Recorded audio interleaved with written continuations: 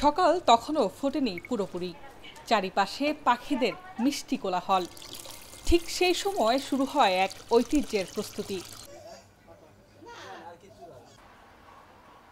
খাঁটি গরুর দুধ, যার সঙ্গে চিনি আর এলাচ মিশিয়ে তৈরি হচ্ছে কুলফি মালাই। বালাই ঢালা হয় ছোট ছোট টিনের কৌটায়, তার মুখ আটকে ডুবিয়ে রাখা হয় বরফ লবণের এক ঠান্ডা জগতে। যেন এক অলিখিত জাদু, যেখানে প্রতিটি কৌটা হয়ে ওঠে স্বাদের এক বরফে ঘেরা কবিতা।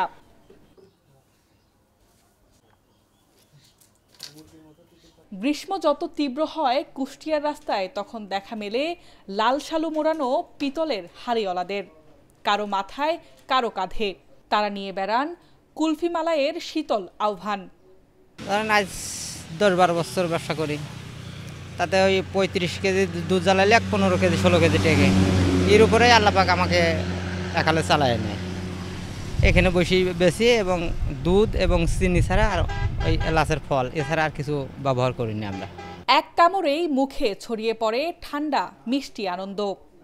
শুধু শিশু নয়, বয়স্ক তরুণ সবাই মুগ্ধ এই স্বাদে। বিখ্যাত কুলফি মালাই আমরা বিক্রি করি 100 টাকা, 80 টাকা, 50 টাকা। অরিজিনালি গরুর দুধ, সব গাভী গরুর দুধ, আর খুবই ভালো। আর এখানে আমরা বিয়ে মুসলমানের অনুষ্ঠানের ব্যাপারেও আমরা দাওয়াত পালে যাই, অর্ডার পাই, এগুলো 2 আসার লেগে আমরা খুব আপ্যায়ন চেষ্টা করি। বহুদিকে আপনি রাজবাড়ি, ঢাকার দিকে, কুষ্টিয়া, পাংশা, রাজবাড়ি সব জায়গার থেকে আসে, ওই শৈলকুপার, পান্টি এইসব এলাকার লোকও আসে। লালনের আখড়াবাড়ি হোক কিংবা রবীন্দ্রনাথের কুঠিবাড়ি, সব জায়গাতেই এখন শোনা যায় সেই আহ্বান। আমি যখন কুষ্টিয়াতে যাই, প্রত্যেক দিন আমি এই কুলফি মালাইটা, আমাদের কুষ্টিয়া জেলায় ঐতিহ্যবাহী কুলফি মালাই আমরা খাই, যাওয়ার সময়ও খাই, আসার সময়ও খাই।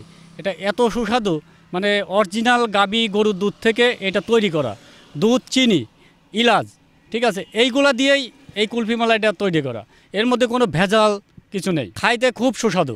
এই বিক্রেতারা শুধু বিক্রি করছেন না, তারা বাঁচিয়ে রেখেছেন এক স্বাদ, এক ঐতিহ্য, এক ভালোবাসা, যার তৈরি হয় লাভের চেয়ে বেশি যত্নে, বিশ্বাসে আর কুষ্টিয়ার প্রতি দায়বদ্ধতায়।